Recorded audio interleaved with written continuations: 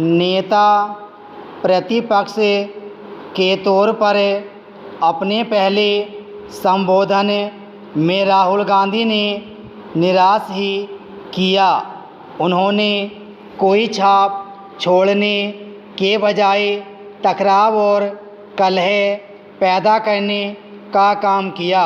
उन्होंने कहा कि जो अपने आप को हिंदू कहते हैं वे 24 घंटे हिंसा और नफरत करते हैं। जब उनके इस कथन पर आपत्ति जताई गई तो वह यह कहने लगे कि भाजपा और आरएसएस ही हिंदू नहीं हैं।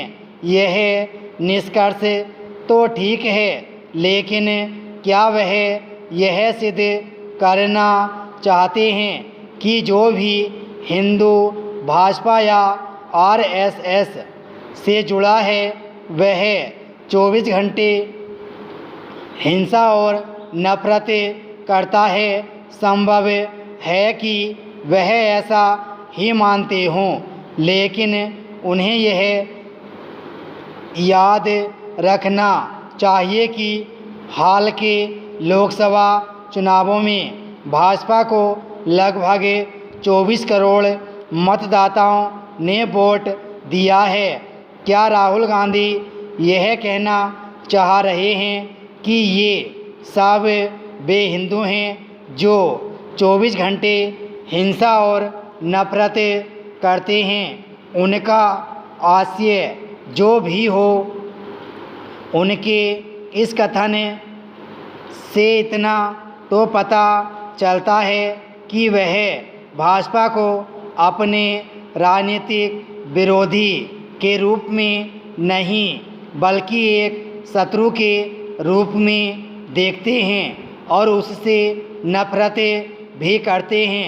राहुल गांधी ने अपने संबोधन की शुरुआत जय संविधान से की और यह दावा किया कि उन्होंने इसे बचाने का काम किया है। स्पष्ट है कि वह अभी भी चुनावी मुद्रा में ही हैं। शायद इसी कारण वह सदन के स्थान पर किसी चुनावी सभा को संबोधित करते हुए अधिक दिखे। यह ठीक है कि चुनाव के दौरान भी उन्होंने संविधान के खतरे में होने का हौवा खड़ा किया था और माना जाता है कि इससे उन्हें कुछ राजनीतिक लाभ भी मिला। लेकिन यदि वह संविधान के इतने ही बड़े ही हितैषी और रक्षक हैं तो फिर उस आपातकाल की आलोचना क्यों नहीं सहन कर पा रहे हैं जिसे देश पर थोपकर न केवल संविधान को बदलने का काम किया गया था बल्कि यह व्यवस्था भी बना दी गई थी कि कोई भी अदालत संसद से पारित किसी कानून की सुनवाई नहीं कर सकेगी।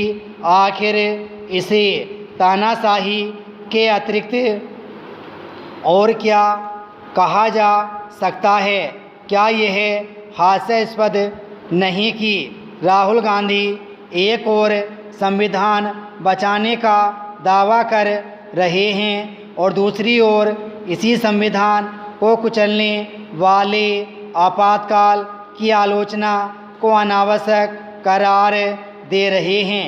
ऐसा नहीं है कि राष्ट्रपति के अभिभाषण पर चर्चा करते समय राहुल गांधी सरकार की आलोचना नहीं कर सकते थे, लेकिन उन्होंने दिखाया कि उनका उद्देश्य सरकार की आलोचना करना कम बल्कि जनता को गुमराह करना अधिक है।